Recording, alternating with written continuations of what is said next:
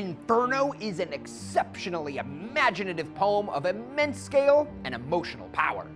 It's an adventure story, a metaphysical epic of mind and spirit that takes the reader through purgatory, the monstrous depths of hell, and out again into the elevated glow of the heavens. It was written in the 13th century by Dante Alighieri, who was born sometime between May 21st and June 20th, 1265 in Florence, Italy.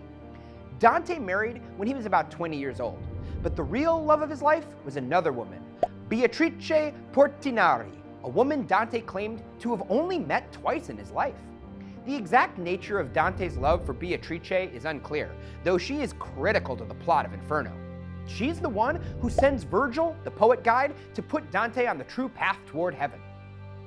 Dante's prominence in the politically divided city of Florence led to the once powerful man's exile. All of his money and property were seized, leading to bitter sentiments toward his city and the people. This fact is evident in the writing of the Divine Comedy, which Dante began during his exile. By writing in Italian instead of Latin, as was the custom, Dante wanted to make his works available to a wider audience, not just the educated political elites who had cast him out. Dante passed away on September 13th or 14th, 1321 in Ravenna. All of these life experiences feature prominently into the context of Inferno, which is crucial to understanding the epic poem. Now, Inferno was informed by divided Florentine politics, classical philosophy and mythology, and the teachings of the Catholic Church. Because of his exile, Dante composed the Inferno in a way that used the text not only to unpack political and church systems and areas of corruption, but to grind axes with the powers that be in Florence.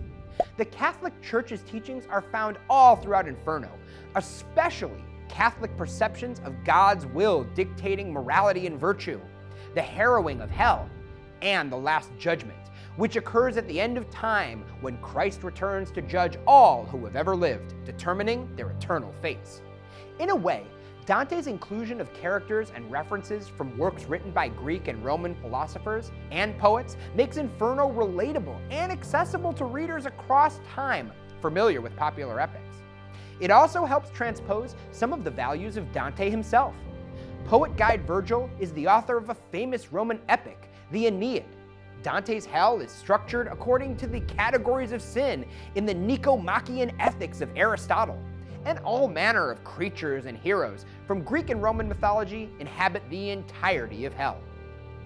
Also, one must understand cantos, or sections of a long poem, and the terza rima form, which Dante invented for this work.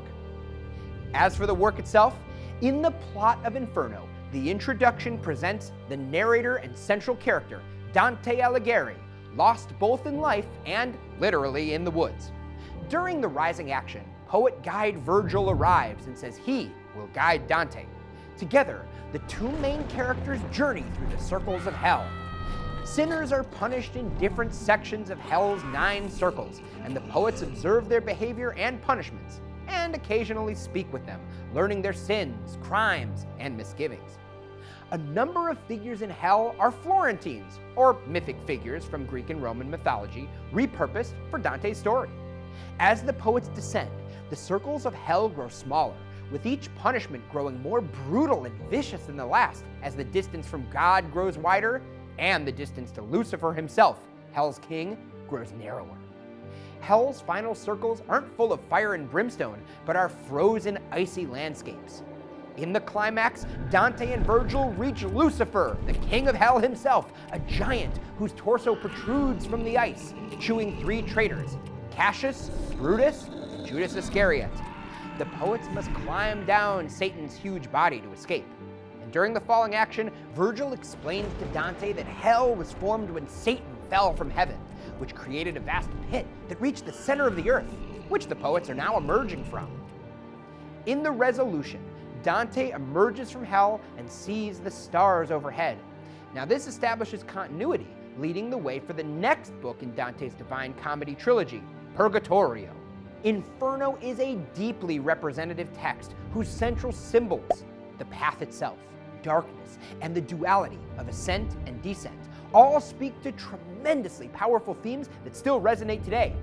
Sin and punishment, love, physicality, and the human condition. All of these themes represent the relationship between humanity and God, between divine justice and mortal foibles, about nature and the purpose of life itself, and spiritual redemption. Dante's hell is a vast, sprawling place. Some parts are terrifying and painful. Some are tragic. Some are just plain hilarious. An epic journey that is literature, influential poetry, a study of class, power, and morality, history, mythology. Dante's Inferno truly has something for everyone.